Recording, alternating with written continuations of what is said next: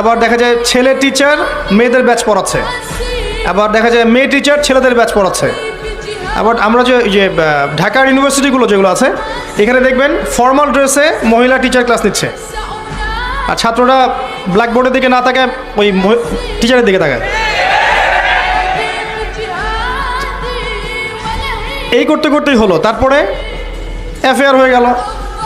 এক পর্যায়ে মনে করছেন পবিত্র প্রেম সম্পর্ক নাই, বিয়ে করবো এক সময়, বিয়ে করতে করতে জেনাও করে ফেললেন, দফায় দফায় জেনা হলো, পরে দেখলাম ব্রেকআপ হয়ে গেছে, ওর জায়গায় আপনি আমার জায়গায়, তাই শেষ।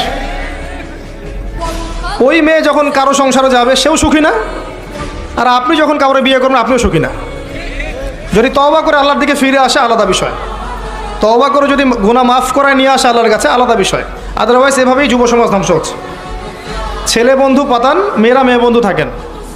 আপনার মেয়েকে আপনি মেয়েদেরকে মেয়েদের স্কুলে পড়ান, মেয়েদের কলেজে পড়ান, আর ছেলেদেরকে ছেলেদের কলেজে দেন।